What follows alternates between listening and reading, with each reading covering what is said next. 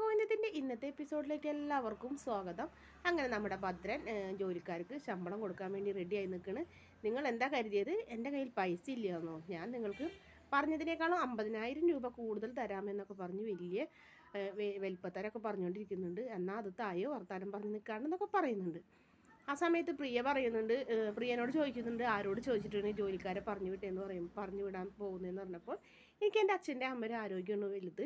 നിങ്ങൾ ഭക്ഷണം ഒരു പണിയെടുക്കാണ്ട് വെറുതെ തിന്നിരുന്നിട്ടുണ്ടെങ്കിൽ നിങ്ങൾക്കിങ്ങനെ ബ്ലോക്ക്, അതുപോലെ തന്നെ രക്തസംബന്ധമായ ഓരോ അസുഖങ്ങൾ, അങ്ങനെ നമ്മുടെ വിലാസിനെയും ഭദ്രനെയും ഒരുപാട് പേടിപ്പിക്കുന്നുണ്ട്. നമ്മുടെ പ്രിയ അത് കേൾക്കുമ്പോൾ ആകെ അന്തം വിട്ട് നിൽക്കുന്നുണ്ട്. ഭദ്രൻ എന്തായാലും ജോലിക്കാരെ പറഞ്ഞു വിടാൻ അവർ തീരുമാനിച്ച്. അങ്ങനെ പൈസ അഴിച്ചു കൊടുക്കാമെന്ന് പറഞ്ഞുകൊണ്ട് ഗൂഗിൾ പേ നോക്കിയപ്പോഴാണ് ബാലൻസ് ഒന്നും ഇല്ലയെന്ന് കണ്ടത്. അപ്പോൾ തന്നെ പ്രിയ ഇങ്ങനെ മനസ്സിലാലോചിക്കുന്നുണ്ട്, പൈസ എത്തേണ്ടവരുടെ കയ്യിൽ എത്തി അച്ഛ എന്ന് മാത്രം നമ്മുടെ പ്രിയ മനസ്സിലിങ്ങനെ വിചാരിച്ചിരിക്കുന്നു. വിലാസിനി പൈസ ഇല്ലല്ലോ, ബാലൻസ് ഇല്ല എന്നപ്പോൾ സത്യം പറ മനുഷ്യൻ, നിങ്ങളത് ഏത് അവൾക്ക് കൊണ്ടുകൊടുത്ത്, ഏത് പെണ്ണിനെ കൊണ്ടുകൊടുത്തു എന്നൊക്കെ ചോദിക്കുന്നുണ്ട്. അപ്പോൾ പ്രിയ പറയുന്നുണ്ട്, അമ്മ ആരാണ് ഒരു അച്ഛനൊരു പേര് പറയുന്നുണ്ട്. അതായത് ശരിക്കും പറഞ്ഞെങ്കിൽ ആ പേര് കേൾക്കുമ്പോൾ തന്നെ നമുക്ക് മനസ്സിലാവും അച്ഛൻ ആരായിട്ടൊരു ബന്ധമുണ്ട്. അച്ഛൻ ഫോൺ ചെയ്യുന്നുണ്ട്, അമ്മ ശ്രദ്ധിച്ചോ, അച്ഛനെ പൈസ അച്ഛൻ രഹസ്യമായിട്ടൊരു പെണ്ണിനായിട്ട് അടുപ്പുണ്ട്, ആ പെണ്ണിനാണ് കൊടുത്തിട്ടുള്ളത്, എന്തായാലും അച്ഛനൊന്ന് സൂക്ഷിച്ചോ എന്നൊക്കെ പറയുന്നുണ്ട്. അങ്ങനെ നമ്മുടെ വിലാസിനി ഭദ്രൻ്റെ കോളറുമ്മലൊക്കെ പിടിക്കുന്നുണ്ട്, കോളറുമ്മ പിടിച്ച് വലിക്കുന്നുണ്ട്. സത്യം പറ, നിങ്ങൾ ആർക്കാണ് നിങ്ങൾ 27 ലക്ഷം രൂപ കൊണ്ടു കൊടുത്തത്, എനിക്കത് അറിയണം എന്നൊക്കെ പറയുന്നൊരു ഭാഗമാണ് കാണിക്കുന്നത്. അതിനുശേഷം കാണിക്കുന്ന എജിഎൻ ഗ്രൂപ്പാണ്. എജിഎൻ ഗ്രൂപ്പിൽ ഇങ്ങനെ നമ്മുടെ ഗോവിന്ദൻ ഇങ്ങനെ എന്തോ ആലോചിച്ചുകൊണ്ടിരിക്കുന്ന സമയത്ത് കിഷോർ കയറി വരുന്നുണ്ട്. കിഷോർ ആണെങ്കിൽ റൂമിലേക്ക് കയറി വരുമ്പോൾ അനുവാദമൊന്നും ചോദിക്കുന്നില്ല. ഒരു എം ഡിയുടെ റൂമിലേക്ക് ഇങ്ങനെയാണോ കയറി വരുന്നതടാ, നിനക്ക് അനുവാദം ചോദിച്ചുകൂടെയെന്ന് വെച്ചപ്പോൾ, സോറി സാർ, എനിക്ക് അത്യാവശ്യം ഒരു കാര്യം പറയാനുണ്ടായിരുന്നു. പേഴ്സണലായിട്ടെന്ന് പറഞ്ഞപ്പോൾ, പേഴ്സണലൊക്കെ പുറത്ത് വെച്ചിട്ടുണ്ട്, നിനക്ക് ഇവിടുത്തെ കാര്യങ്ങൾ മാത്രമേ പറയാൻ അധികാരമുള്ളൂ എന്ന് പറയുന്നു. എന്നാൽ പറയുന്ന എന്താ കാര്യം എന്ന് ചോദിക്കുമ്പോൾ, ഞാൻ ഗീതാഞ്ജലി മാഡത്തിന് ഒരു റിപ്പോർട്ട് അയച്ചു കൊടുത്തിട്ട് അതിനൊരു മറുപടിയും കിട്ടിയിട്ടില്ല എന്ന് പറഞ്ഞപ്പോൾ, ഗീതാഞ്ജലിക്ക് നീ അത് അയച്ചു കൊടുത്തിട്ട് മാസങ്ങളൊന്നും ആയിട്ടില്ലല്ല, ശരിക്കും ഒരു ദിവസമല്ലേ ആയിട്ടുള്ളൂ, അപ്പോൾ എന്തായാലും കാത്തിരിക്കടാ എന്ന് പറയുന്നുണ്ട്. അതല്ല, അതിൻ്റെ കാര്യങ്ങളൊക്കെ അറിഞ്ഞാൽ എനിക്ക് അത് ബാക്കി കാര്യങ്ങളൊക്കെ സ്പീഡിൽ ചെയ്യാൻ പറഞ്ഞപ്പോൾ, നീ അത്രയ്ക്ക് ആത്മാർത്ഥത കാണിക്കണ്ട, നീ ഒരു കമ്പനിയെ നശിപ്പിക്കാൻ കഴിവുള്ളവനല്ലേ, അപ്പോൾ അങ്ങനെയുള്ളവർക്ക് ഇങ്ങനത്തെ കാര്യത്തിൽ ധൃതി വരാം. എന്തായാലും ഗീതാഞ്ജലി ആ റിപ്പോർട്ട് നോക്കി നിനക്കതിനൊരു മറുപടി തരുന്നത് വരെ നീ വെയിറ്റ് ചെയ്യണം, അല്ലെങ്കിൽ നീ മിണ്ടാണ്ടിരിക്കണോടാ എന്ന് പറയുന്നു. സത്യം പറ, എനിക്ക് ഈ ഓഫീസിൽ എന്ത് സ്ഥാനമുള്ളത്, ഞാൻ ആരാ നിങ്ങളെ എന്നൊക്കെ കിഷോർ ദേഷ്യപ്പെട്ട് ചോദിക്കുന്നുണ്ട്.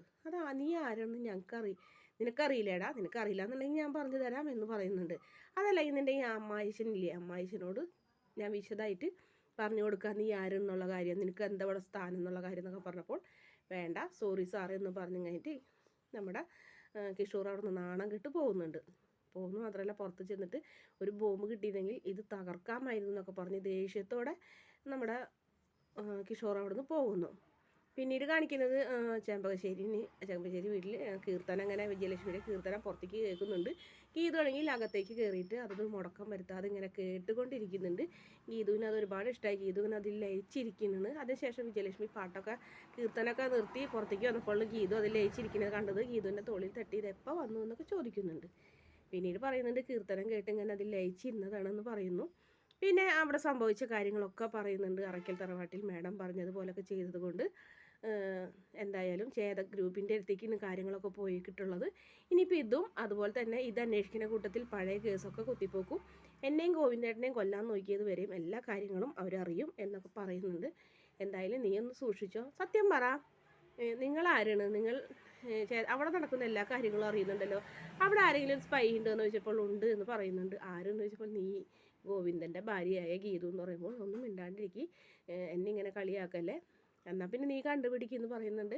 അപ്പോൾ ഗീതുവിന് ശരിക്കും ദേഷ്യം വരുന്നുണ്ട്. ഗീതു പറയുന്നുണ്ട്, ഞാൻ ഇങ്ങനെ നിങ്ങളുടെ കഥകൾ അന്വേഷിച്ച് എനിക്ക് തലയ്ക്ക് ഭ്രാന്തായി തുടങ്ങി, ആരെയൊന്നും മനസ്സിലാവണമില്ല, എനിക്ക് വട്ട് പിടിക്കുന്നുണ്ട്. ശരിക്കും മാഡം കല്യാണം കഴിച്ചൊരു കുടുംബമൊക്കെ ആയി ജീവിക്കേണ്ട ആളല്ലേ, ഇങ്ങനെ സസ്പെൻസ് ത്രില്ലറൊക്കെ എഴുതി ഇങ്ങനെ എന്തിനാണ് നടക്കുന്നതെന്നൊക്കെ ചോദിച്ച് ഗീതു ദേഷ്യപ്പെടുന്നുണ്ട്. അപ്പോൾ സത്യത്തിൽ നമ്മുടെ വിജയലക്ഷ്മിക്ക് കരച്ചിലൊക്കെ വരുന്നുണ്ട് കേട്ടോ, തിരിഞ്ഞ് നിന്ന് കരയുന്നുണ്ട്. കാരണം ഒരു കുടുംബജീവിതം ഉണ്ടായത് തകർന്നു പോയതെന്നൊന്നും ഗീതുവിന് അറിയില്ലല്ലോ. അതുകൊണ്ട് തന്നെയായിരിക്കും വിജയലക്ഷ്മി ഗീതു കാണാതെ പതുക്കനെ കണ്ണൊക്കെ നിറയുന്നുണ്ട്, അതിങ്ങനെ തുടയ്ക്കുന്ന ഒരു ഭാഗമാണ് കാണിക്കുന്നത്. എന്തായാലും അതിനുശേഷം കാണിക്കുന്നത് അജാസിനെയും അതുപോലെ തന്നെ വരുണും രാധികയും കൂടെ സംസാരിക്കുന്നുണ്ട്. ഇത്രയും നാളും ഇവിടെ ഉണ്ടായിരുന്ന അപകടങ്ങളൊക്കെ ഗ്രൂപ്പിൻ്റെ തലയിലിട്ടെങ്കിലും ഇനിയിപ്പോൾ അത് നടക്കില്ല. എന്തായാലും ഗീതുവിൻ്റെ ഒപ്പിൻ്റെ പിന്നാലെയുള്ള അന്വേഷണം ഇതിപ്പോൾ നമ്മൾ ഗീതുവിൻ്റെ അപകടത്തിലൊക്കെ ചെന്നെത്തിക്കും. സൈറ്റിൽ വെച്ചുള്ള അപകടം ഗീതാഞ്ജലിയെ കൊല്ലാൻ നോക്കിയതാണെങ്കിലും പെട്ടുപോയത് നമ്മുടെ കണ്ണനാണ്. എന്തായാലും പിന്നീട് സുവർണനെ കുറിച്ച് സംശയങ്ങളൊക്കെ പറയുന്നുണ്ട്. സുവർണയും ഗ്രൂപ്പിൽ ആദ്യം ജോലി ചെയ്തതല്ലേ എന്നപ്പോൾ അവിടെ 6 മാസം ജോലി നിർത്തിയിട്ട് 6 മാസം കഴിഞ്ഞിട്ടല്ലേ നമ്മുടെ കമ്പനിയിൽ ജോലി ചെയ്തതെന്ന് രാധിക ചോദിക്കുമ്പോൾ അവളവിടെ ജോലി രാജിവെച്ചെന്ന് എന്തുറപ്പ്? അവൾ ഇവിടുത്തെ കാര്യങ്ങളൊക്കെ അറിയാൻ വേണ്ടി സ്പൈ ആയി അവർ നിയമിച്ചതാണെങ്കിലോ, അങ്ങനെ ഒരു ഉദ്ദേശത്തോടെ അവൾ ഇവിടേക്ക് വന്നതാണെങ്കിലോ എന്നൊക്കെ ചോദിക്കുമ്പോൾ രാധിക ഇങ്ങനെ അകഞ്ഞെട്ടി നിൽക്കുന്നുണ്ട്. മാത്രമല്ല അജാസിന് കാറിൽ വെച്ചുണ്ടായ അനുഭവം, അങ്ങനെ ഒരുപാട് കാര്യങ്ങളൊക്കെ നമ്മുടെ അജാസ് ദേഷ്യപ്പെട്ട് പറയുന്നുണ്ട്. എന്തായാലും ഗീതാഞ്ജലിനെ അതുപോലെ തന്നെ ഗോവിന്ദ് സാറിനെ ഗ്രൂപ്പ് ശാരീരികമായി ഉപദ്രവിക്കാൻ ഒരു വഴിയില്ല എന്ന് അത്ര ഉറപ്പോടുകൂടിയൊക്കെ അയാൾ പറയുന്നുണ്ടെങ്കിലും രാധിക ഒന്നും മിണ്ടാണ്ട് ഇങ്ങനെ നിൽക്കുന്നുണ്ട്. കാരണം രാധികയും വരുണും അതിൻ്റെ പിന്നിലുള്ള കാര്യം ശരിക്കും അജാസിന് അറിയാം. എന്തായാലും ഈ വീഡിയോ ഇഷ്ടപ്പെടുകയാണെങ്കിൽ ചാനൽ ഒന്ന് സബ്സ്ക്രൈബ് ചെയ്ത് സപ്പോർട്ട് ചെയ്യണേ പ്ലീസ്.